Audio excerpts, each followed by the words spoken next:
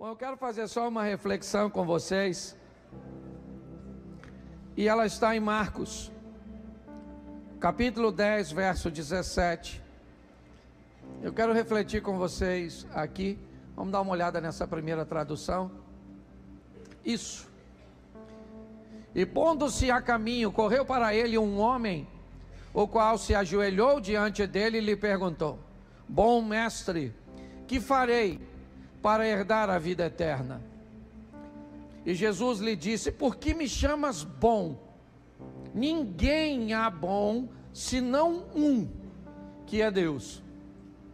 Tu sabes os mandamentos: não adulterarás, não matarás, não furtarás, não dirás falso testemunho, não defraudarás alguém, honra teu pai e a tua mãe.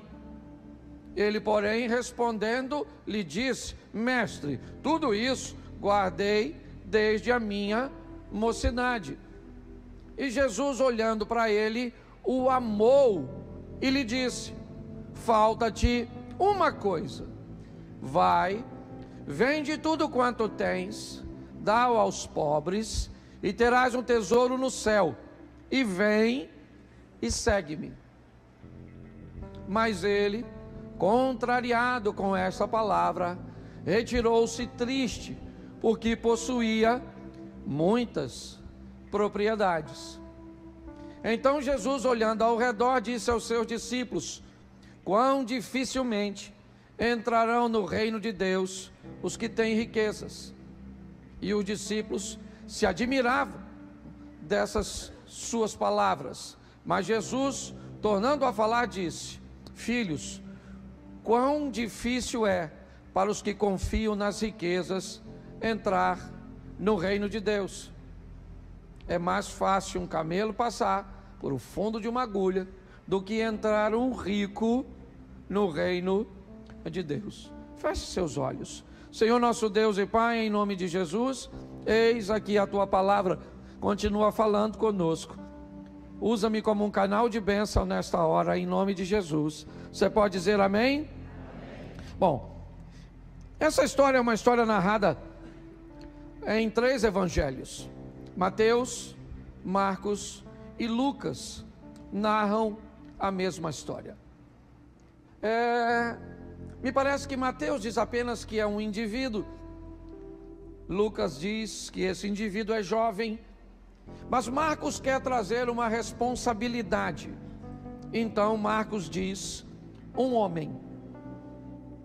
Me parece que o propósito de Marcos é responsabilizar. Não interessa se ele é jovem ou não, se eu vou identificá-lo ou não. Marcos me parece que utiliza uma linguagem que tem por propósito trazer uma responsabilidade sobre as decisões. Enquanto Lucas me parece dizer que talvez este moço, por sua imaturidade, por ser jovem, ele ainda não tem muita habilidade para separar as coisas materiais das espirituais. Inclusive o Lucas, assim que termina o capítulo 18, dizendo da dificuldade de um rico entrar no reino dos céus, Lucas abre o capítulo 19, levando a mensagem de que Jesus entra na casa de um velho rico, chamado Zaqueu, e diz no final: hoje veio salvação a esta casa. Lembre que ele está discipulando seus discípulos. Então no capítulo 18 de Lucas, ele diz: olha como imaturos lidam com coisas materiais, são capazes de colocar essas coisas acima da alma, acima da salvação, acima de Deus. Mas olhe como o maduro é como se fosse o jovem rico e o velho rico. Então em momento nenhum Deus está proibindo as riquezas. Ele está apenas mostrando que o dinheiro é um excelente servo, porém é um péssimo senhor. Mas Marcos não tem essa tônica. Marcos traz uma responsabilidade, e ele vai citar algumas coisas muito importantes.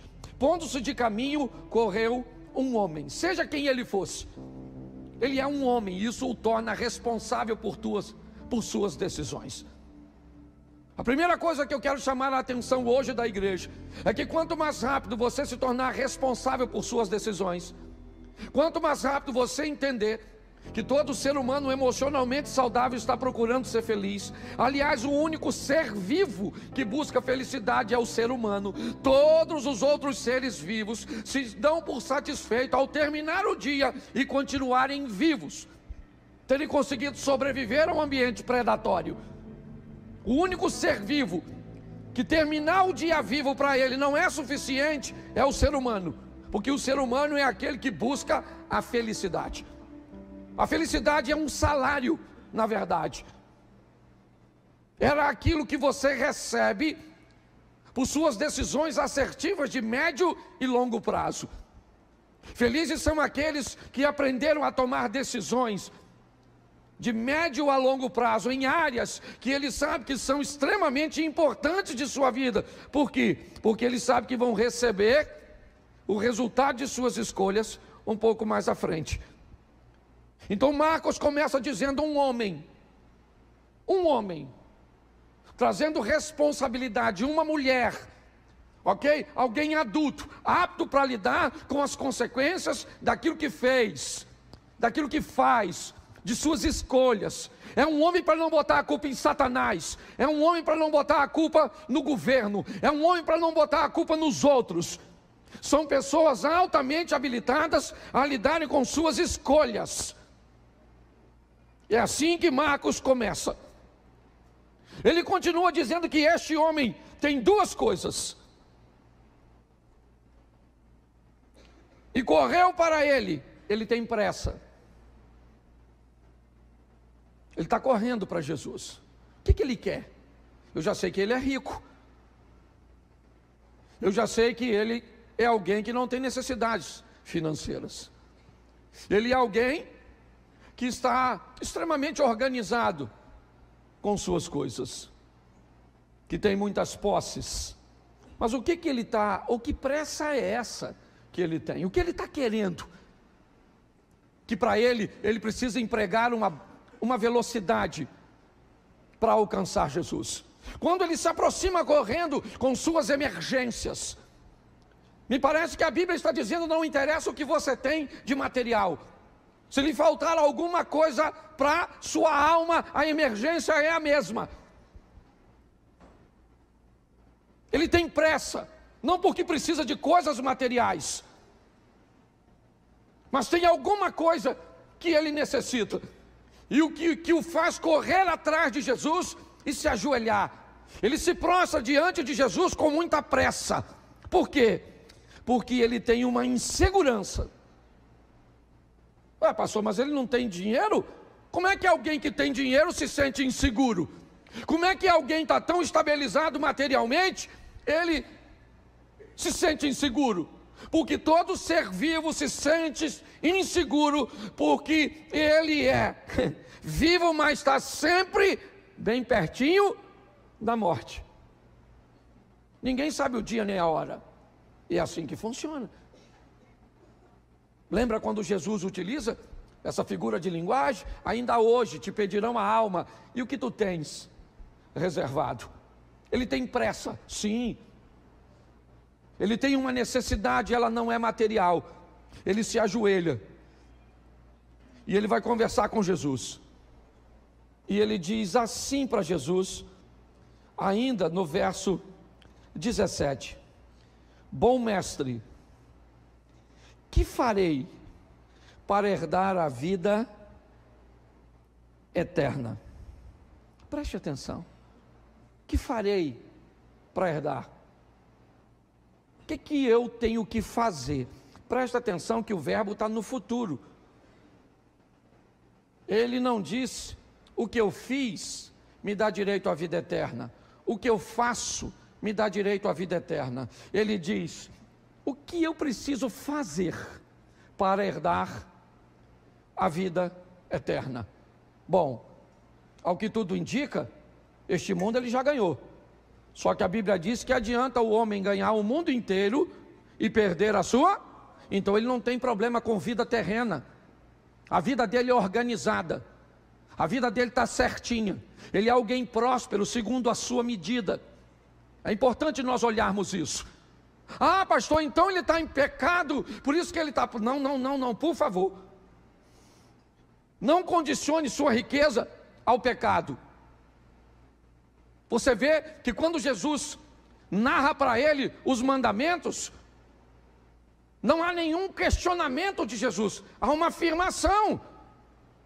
E os mandamentos dizem que este homem é alguém honesto, que cresceu, que enriqueceu e que prosperou de forma lícita. Que ele foi alguém capaz de ganhar o mundo. O grande problema deste homem é que ele é tão responsável que ele sabe separar o que é ganhar o mundo e o que é herdar o reino de Deus. E é essa a dúvida dele. Seu dinheiro não lhe garante que ele vai herdar o reino dos céus.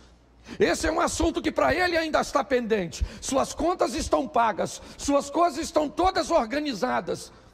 Ele é alguém sério, honesto, mas tem um problema: ele não tem certeza de sua salvação. Então ele diz: bom mestre, que farei para herdar a vida?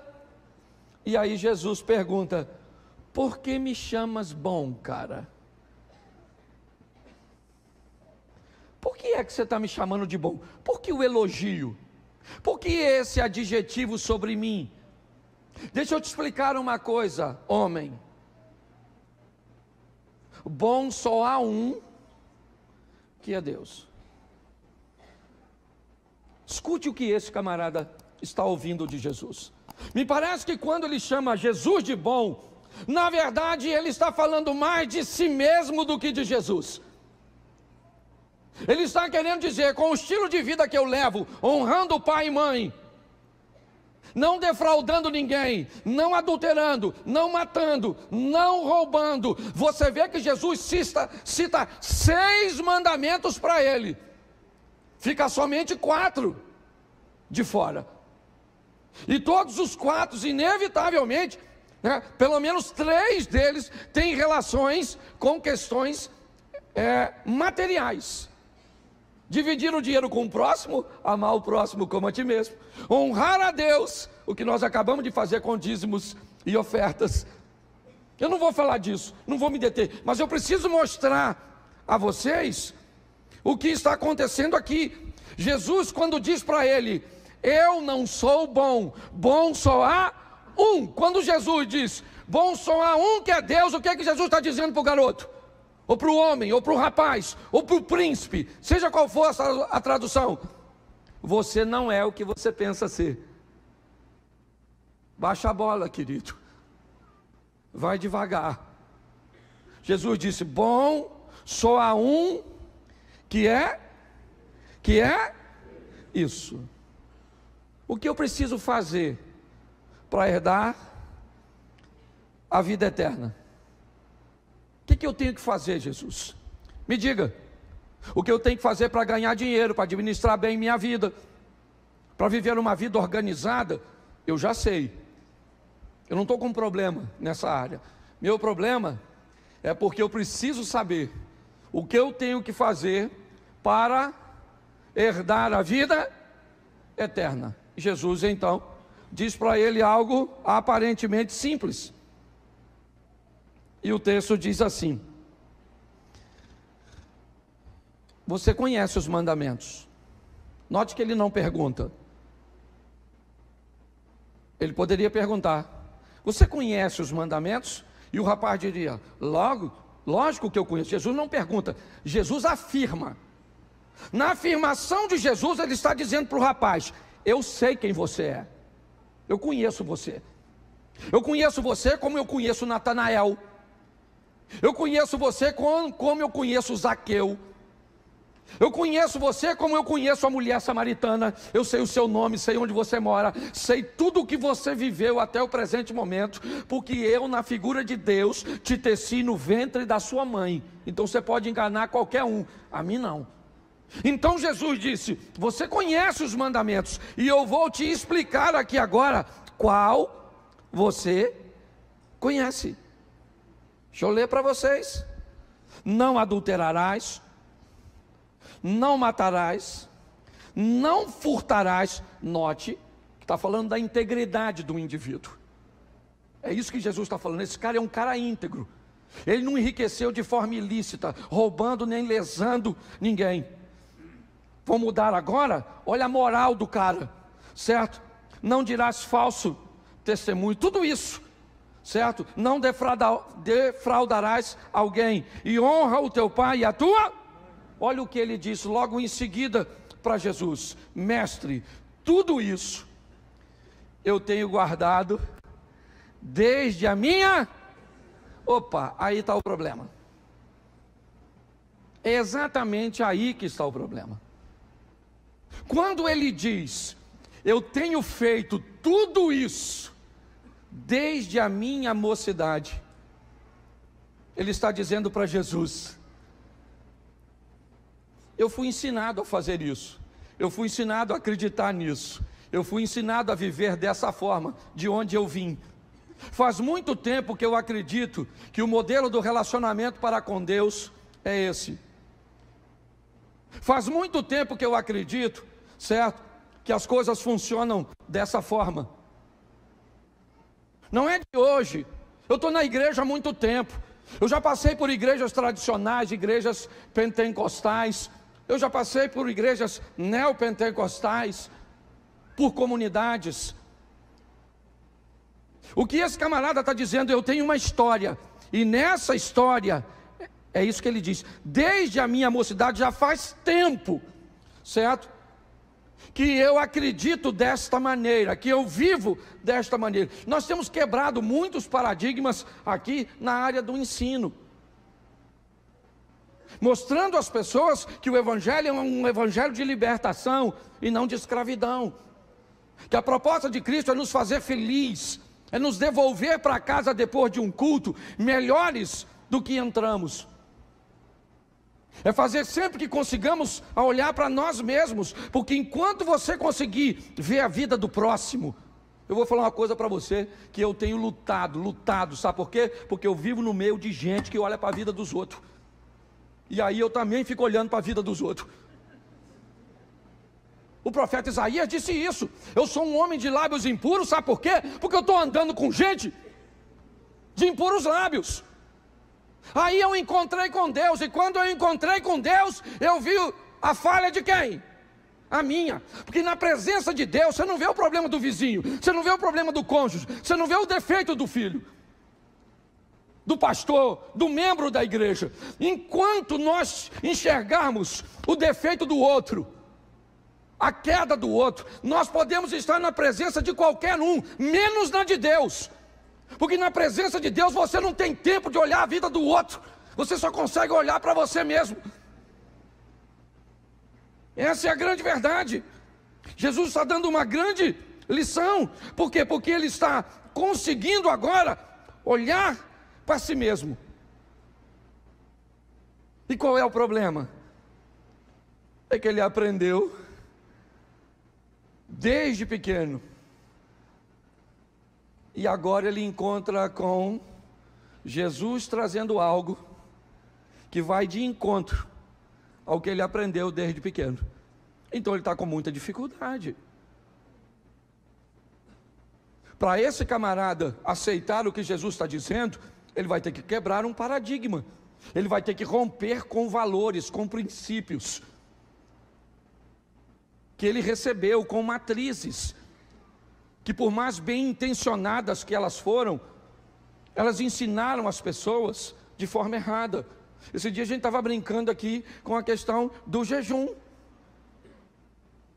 Desde que eu era novo, que me falaram que quando nós estamos fazendo jejum, nós não podemos falar com ninguém. Eu acreditei nisso. Eu não sei se você acreditou, eu vou falar de mim. Mas eu acreditei, já brinquei aqui, eu acreditei que rato virava morcego, eu acreditei que manga com leite matava, eu acreditei que espelho, quando trovejava, se não cobrisse, que o saci piava na moita, que tinha uma mula que não tinha cabeça, mas que pegava nós, o velho do saco e outras coisas mais. E eu não tenho vergonha de dizer isso não. certo? Agora, quando eu vejo Jesus ir para o deserto, jejuar 40 dias, e foi sozinho, e o pessoal escreve que ele jejuou, eu descubro que Jesus contou. Aí você pode dizer, mas pastor, contou depois que jejuou. Mas deixa eu falar uma coisa para você. Tem muitas coisas que nós aprendemos que a gente precisa rever nossos valores. Quando esse rapaz tem que se encontrar com tudo aquilo que ele aprendeu desde a mocidade, fica tão difícil para ele, quando ele diz, tudo isso tenho guardado desde a minha mocidade. O verso 21, coloca para mim, por favor. E olhando para ele,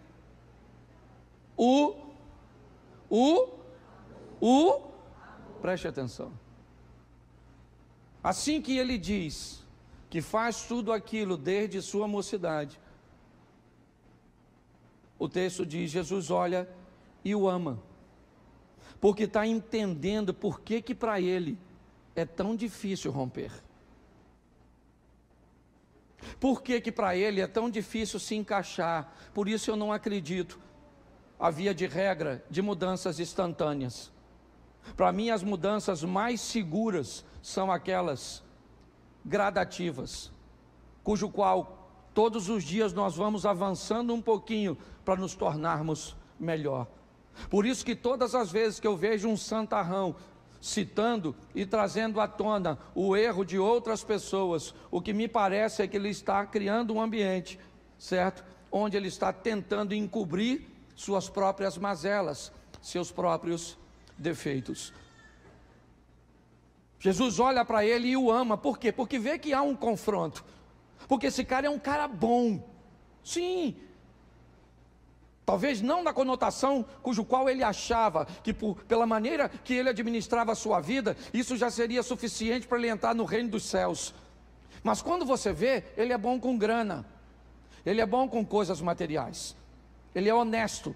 Jesus afirma, dizendo para ele, eu sei que você conhece e não rouba, eu sei que você conhece e não adultera, eu sei que você conhece e não mata, eu sei que você conhece e não cobiça as coisas dos outros, eu conheço você, eu sei quem você é, mas quando você está se deparando com algo novo, que precisa romper com alguma coisa do passado, e aí eu poderia usar isso para aplicar em diversas áreas da vida, está aqui gente que é especialista na área, quantas pessoas, certo, que ainda se sentem aprisionadas, por questões lá de trás, porque não conseguiram se libertar da culpa de algo que fizeram, da dor de algo que aconteceu lá atrás. Jesus olha para ele e o ama, é como se estivesse olhando e dizendo,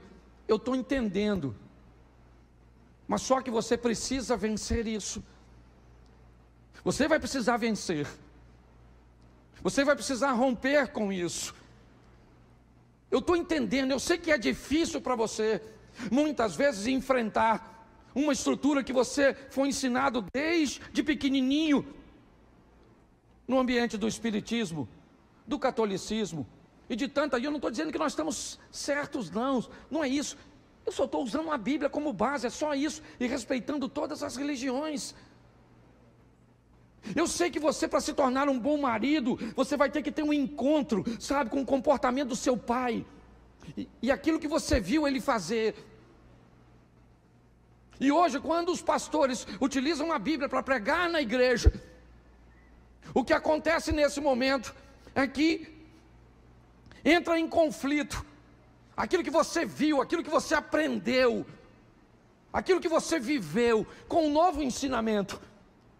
Então é difícil você se tornar gentil, é difícil você se tornar um cavalheiro, é difícil você se tornar uma dama, é difícil dizer para você, cuidado com o seu decote, cuidado com a saia curta, cuidado com esse ambiente cujo qual você pode se distanciar. Mas quando nós falamos isso, boa parte das pessoas não conseguem. porque entra em choque. É desde a mocidade, desde pequena, que ela viu pessoas se vestirem desse jeito, falarem desse jeito, administrarem dinheiro desse jeito, ter sua vida espiritual desse jeito. E de repente aparece alguém como Jesus, trazendo algo novo que entra em choque. Então Jesus olha para o garoto, que talvez eu e você colocaríamos defeito, e o ama. Olhando para ele, o amou e lhe disse: preste atenção, Jesus o amou, sim ou não, mas não baixou a régua para ele entrar no seu reino. Você está entendendo? Ele ama, mas não baixa a régua. Ele ama, mas não vai abrir uma concessão para qualquer tipo de pessoa entrar. Não é assim. Ele o amou e lhe disse: falta-te uma coisa, uma só. Eu não sei se isso pode ser um elogio ou uma crítica. Mas se eu encontrasse Jesus e ele falasse comigo: Cláudio, só te falta uma coisa, eu ia falar: caramba, pô, tô bonito na foto, uma coisa só. Falta-te uma coisinha. Uma coisa. Pô, só por uma coisa. O que ele disse agora? O que ele disse? O que ele disse? Vai. Porque todo mundo que encontrou com ele, depois que encontrou, foi. Vá e não peques mais. Vá e mostre a seus familiares quão grandes coisas fez o Senhor por ti e como teve misericórdia. Quer ir para o Velho Testamento? Vamos lá. Vai, certo? Pega o azeite, vende, paga a tua dívida, certo? E vive do resto. Vá. Vai.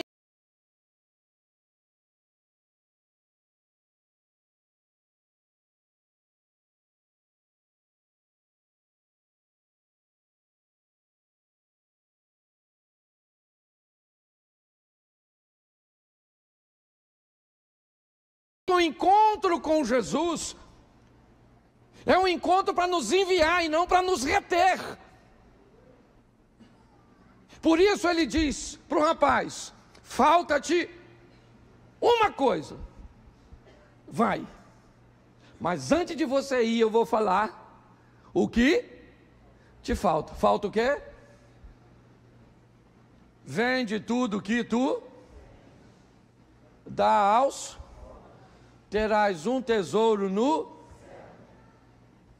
Vem e preste atenção. Olha o que Jesus disse: falta-te uma coisa.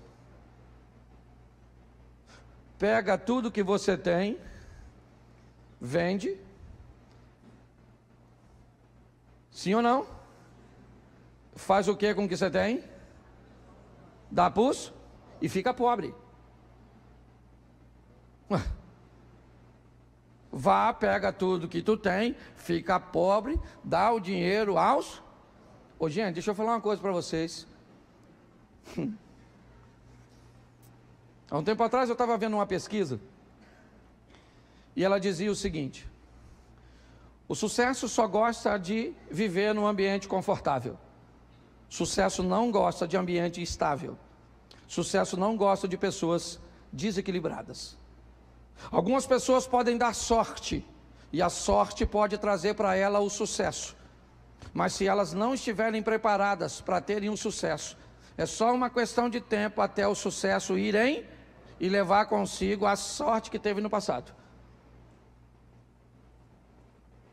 Alguns dizem, eu não sou especialista no assunto, mas se hoje todo o dinheiro que gira no mundo fosse repartido igualmente pelas pessoas na terra, em 10 anos eles estariam de volta nos mesmos bolsos. Preste atenção nisso. Jesus não está mandando ele vender nada. Aliás, essa é a visão de Lucas. Por isso que Lucas conta a história de Zaqueu logo depois de contar a história do garoto.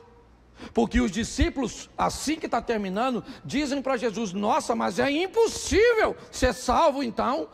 E Jesus disse: mas é exatamente isso. Porque o que é impossível aos homens é possível para Deus. Jesus está mostrando para aquele rapaz, nesse momento, algo muito precioso. Quando Jesus diz: reveja seus valores materiais, só te falta uma coisa, só uma.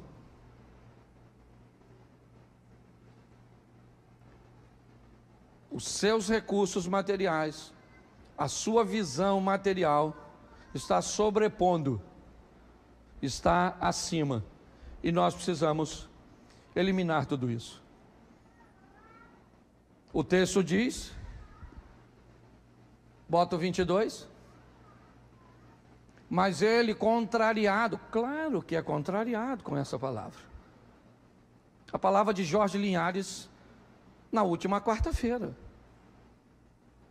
uma palavra que sai do púlpito, que na maioria das vezes não te contraria, não te confronta, não diz que você precisa de uma mudança, de um reposicionamento, que não faz você ficar chateado, como disse ele, com o pregador, ou com aquilo que foi dito.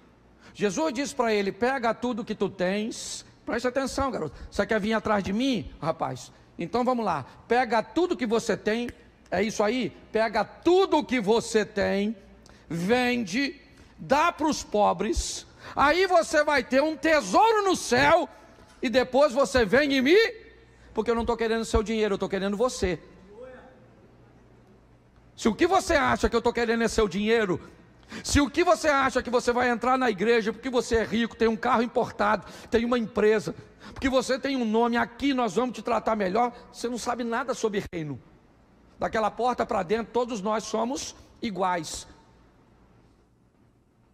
E quando chegamos perto um dos outros, descobrimos duas coisas fantásticas. Primeiro, que eu tenho defeito que você não tem. E segundo, que eu tenho virtudes que você não tem. Esse rapaz está recebendo uma grande lição, juntamente com os discípulos. Vai, vende tudo que tu tens, dá aos pobres, terás um tesouro no céu, e vem, cara, vem sem dinheiro. Ele podia fazer isso, sim ou não? Sim ou não? Sim, não era nem para ficar triste. Ele era um cara altamente habilitado para lidar com dinheiro. Sim ou não? Você acha que ele ganharia o dinheiro todo de novo ou muito mais? Sim ou não? Porque ele era alguém que vivia dentro dos princípios. Ele não ficaria pobre. Não! Só que ele sabe muito sobre obedecer, mas pouco sobre o propósito da obediência. É assim. Ele vira as costas e vai embora. E Jesus diz para ele: ô rapaz, ei, chega aí. Mas não, cara. Peraí, não vende tudo não. Ó, vende só 50%. Fica com os outros 50%. Mas me segue. Entendeu? Sai da igreja não. Vem comigo. Jesus falou isso? Sim ou não? Porque senão ele baixava a régua. Ele disse: olha, o protocolo é esse, o estilo de vida é esse, e se tu quiser, eu estou aqui. Se tu não quiser, querido, beleza. O garoto quis, sim ou não? Ou o homem quis, sim ou não? Foi para o inferno? Sim ou não? Foi ou não foi? Não, foi não.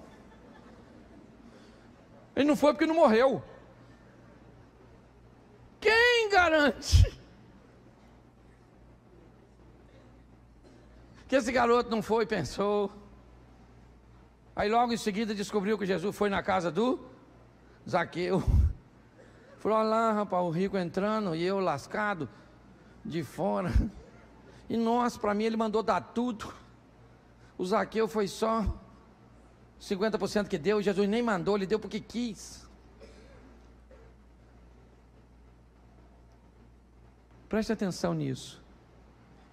Eu tenho falado muito sobre o modelo de relacionamento para com Deus. Eu não sei o que Deus quer de você. Eu só tenho certeza de que o que Ele quer de você não é a mesma coisa que Ele quer de mim. Isso eu tenho certeza. O que Ele tem para mim não é a mesma coisa que Ele tem para você. O que Ele pode fazer na minha vida, Ele pode fazer na sua, mas não vai fazer. E o que Ele vai fazer na sua, Ele não faz na minha, porque não é o propósito dEle para mim me dar o que Ele tem para você. Nós precisamos entender isso. Esse rapaz, essa história, ela termina aparentemente estranha, é verdade, mas a do Nicodemos também terminou. Ele foi de noite ter com Jesus, Jesus lhe disse, põe para mim, João 3, é 3? Eu acho que é, João capítulo,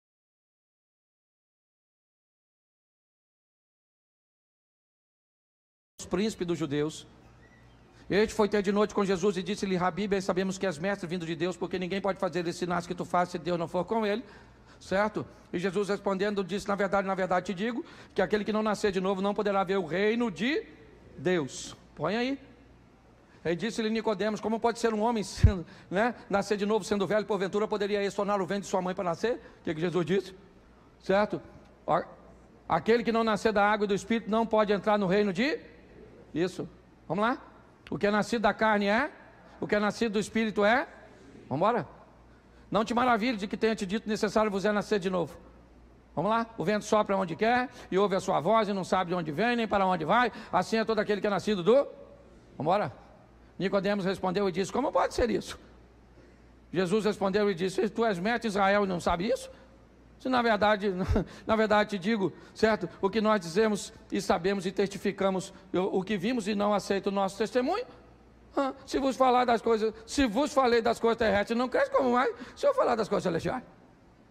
Ora, ninguém que subiu ao céu, depois você lê, que eu não sou obrigado também a ler tudo. Eu só queria que você entendesse uma coisa. Depois dessa conversa, o tal do Nicodemo vai para casa. Aconteceu alguma coisa, sim ou não? Capítulo 3. Bota aí, capítulo 7, versículo 51. Dá uma olhada nesse camarada aí. 7,51 de Nicodemo, de João. De Nicodemo. Volta aos 50. Isso. Nicodemos, o que era um deles, o que de noite fora ter com, disse-lhes, porventura condena a nossa lei um homem sem primeiro ouvir e ter conhecimento do que faz? Olha o que disseram. Responderam eles e disseram, és tu também na Galileia, rapaz? Examina e verás que da Galileia nenhum profeta surgiu. E cada um foi para sua casa. Gosto desse texto. Estava falando mal de Jesus, sentando por rede. Aí Nicodemo falou, parada é essa, maluco? Poxa, nós não temos direito de falar mal de um camarada sem saber direito. Aí os caras falaram assim, ô Nico, escute só.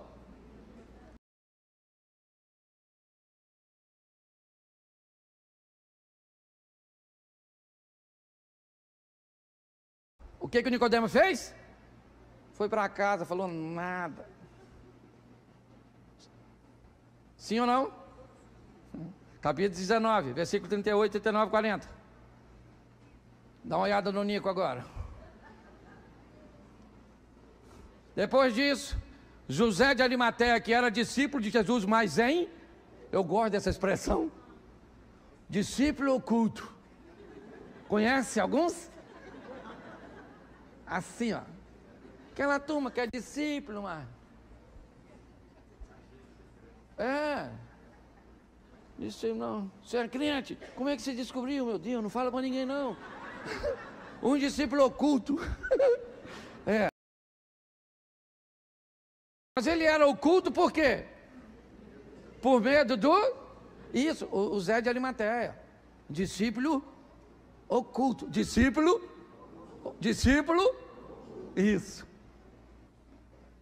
Olha só, rogou a Pilatos que lhe permitisse tirar o corpo de Jesus. Pilatos não permitiu, então tirou o corpo de... Versículo. Foi também Nicodemo.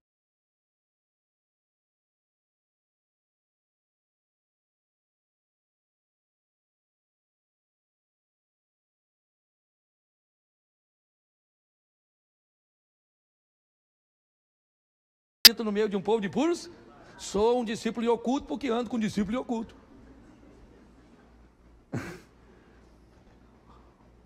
O Nicodemo, uma história que começou no capítulo, já está começou de noite. Olha só. Foi também Nicodemos, aquele que anteriormente se dirigia de noite levando quase 100 libras de um composto de mirras vamos lá, verso 40. Tomaram, pois, o corpo envolveram lençóis com especiarias, como os judeus costumam fazer, certo? Na separação para o sepulcro. Quem é que estava lá de dia, pegando o corpo de Jesus, se expondo ao perigo de perder certo, o seu prestígio no meio dos judeus? O Nicodemos. Eu sou pastor e posso falar para você com toda a certeza do mundo, e tenho visto isso cada vez mais crescer, como tá legal falar mal dos outros para encobrir nossos erros. Como é fácil apontar o erro de alguém.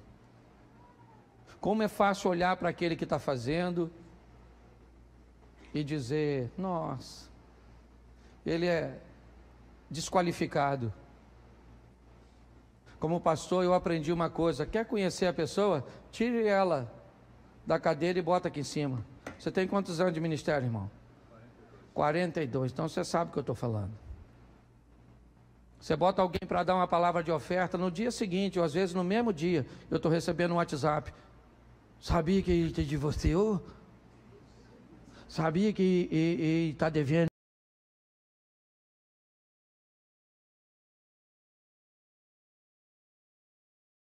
Se eu soubesse. E pior, às vezes o cheiro de quem fala é pior.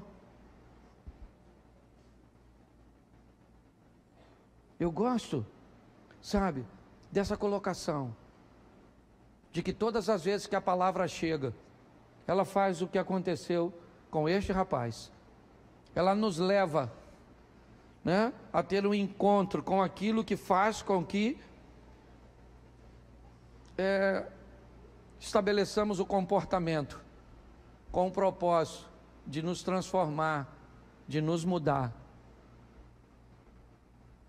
Nós tínhamos uma frase no começo que a igreja começou, no início da igreja, que eu mantinha ela colocada, e esses dias alguém me cobrou a falta dela, e ela dizia assim: aqui não toleramos o nosso pecado.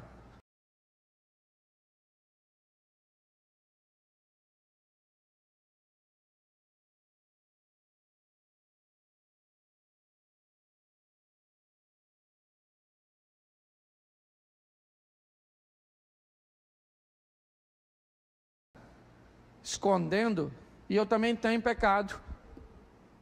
Não vou falar, mas tenho. E tu também tem. Não fica olhando para mim com essa cara de quem não tem. Se você tem escondido no obscuro, se você estivesse lá com a pedrinha na mão, com aquela mulher, e Jesus falasse: atira a primeira pedra, quem aqui atiraria? Levanta a mão. Aí, só uma garotinha lá. E ela tacaria mesmo. Essa garotinha gosta de tacar pedra, Então, olha só, nós estamos numa proposta de oportunidade. Agora, Jesus não vai descer a régua, entendeu? Sem santificação, ninguém lute com todas as forças para melhorar. O resquício que sobrar vai para o perdão, entendeu? Aí você fazia fofoca assim quase todo dia. Nossa! Agora você faz fofoca uma vez por semana.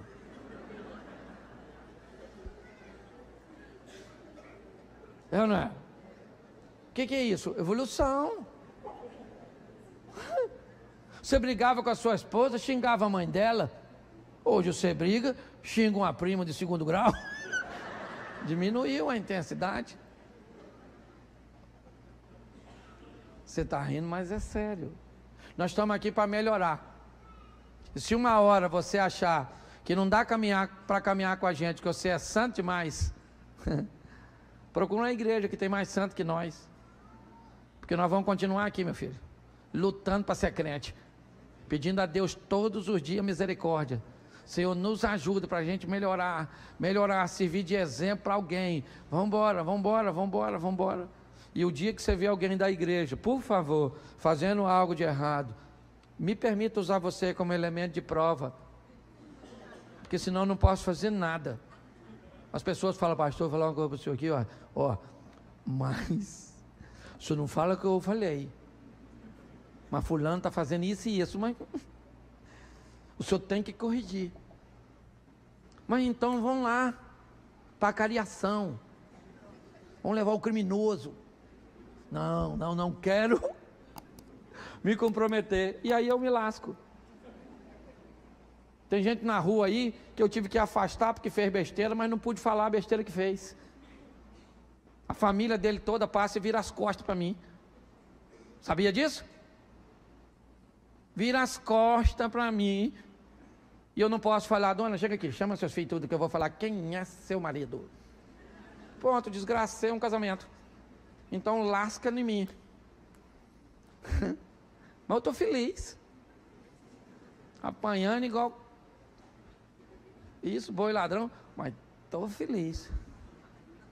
Lutando para ser crente igual você. Pastor, o senhor é louco, o senhor fala dos seus defeitos? Claro, eu vou falar dos seus.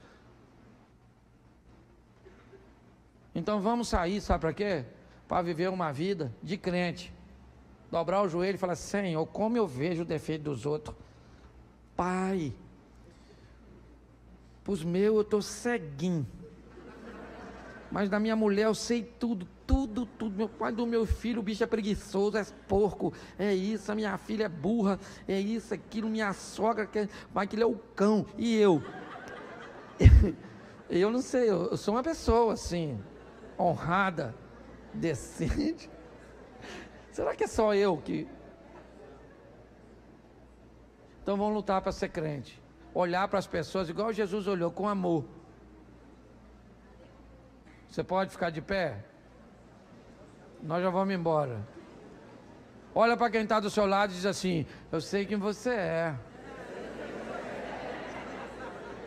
Aí fala agora assim para ela, para de olhar para mim, para. É isso aí. Pastor, eu queria aceitar Jesus, queria voltar para Jesus, queria conhecer mais sobre vocês. Aqui está bem divertido. Atrás daquela câmera tem uma sala. Lá na sala vai ter alguém para te receber, para orar por você, se você quer aceitar Jesus. Se você quiser uma informação dos nossos cultos ministeriais ou dos nossos cultos regulares, tá certo? Lá você pode. Ah, pastor, mas eu não tenho que fazer uma confissão pública. Tem, fica tranquilo. Futuramente você vai vir aqui à frente. Nós só estamos invertendo o processo, porque tem gente que levanta a mão, vem aqui e depois some. Então você vai lá primeiro, porque depois, se você sumir, a gente não sente nem falta. Não vê aqui não. Não é? Não é isso não. É só para não expor você e nem a igreja. Você tem que saber o que você quer. Jesus não está na promoção não. Entendeu? Aqui não tem promoção. Você quer Jesus? Quer Jesus? Não é assim não. 50 centavos, 20. Não. Então você quer receber Jesus? Ó, lá vai ter gente para orar por você, para te dar atenção. Caminha com a gente, vê se nós somos sérios, vê se a nossa teologia é legal, vê se a nossa dinâmica é boa. Aí depois você diz, agora eu quero. Aí vai lá, faz escola de servo, escola de batismo. Olha que legal. Aí vem para cá caminhar com a gente, ajudar os outros. Posso ouvir um amém? Amém. Isso. Feche seus olhos. Pai, muito obrigado por essa noite. Às vezes nos sentimos tão bons, ó Deus, como aquele rapaz, que na verdade era bem organizadinho, uma vida bem acertada, mas que ainda lhe faltava uma coisa: colocar o Senhor acima dos bens materiais. Em nome de Jesus, ó Deus, que a tua graça o favor cujo qual nós não merecemos, nos acompanhe todos os dias. Que a conscientização do Teu Espírito Santo, que é aquele que convence do pecado, da justiça e do juízo, nos ajude a melhorarmos todos os dias. Ninguém aqui vai se tornar santo até que receba do Senhor um novo corpo, um novo nome. Mas enquanto isso, nós vamos entrar no processo de santificação, sem a qual ninguém encontrará contigo. E vamos lutar com todas as nossas forças, para que, conhecendo a nós mesmos, não fiquemos em falta e nem presos em lugar nenhum, para não ficarmos para trás. Leva-nos aos nossos lares, ó Deus. Abençoa a cada família, a cada casamento. Abra portas na terra, janela nos céus. Que possamos olhar para as pessoas com o olhar que o Senhor olhou para aquele homem, para aquele rapaz, para aquele príncipe, com amor. Entendendo que quando pessoas são confrontadas com suas matrizes, a mudança, ela é extremamente desafiadora. Mas que possamos vencer, ó Deus, para alcançarmos a estatura de varão perfeito. Continua conosco, leva-nos aos nossos lares, guardado por Tuas mãos poderosas. Que o grande amor de Deus, nosso Pai, a graça de nosso Senhor e Salvador Jesus Cristo e as doces consolações do Santo Espírito de Deus, seja para com todo o povo do Senhor, e todos digam... Amém.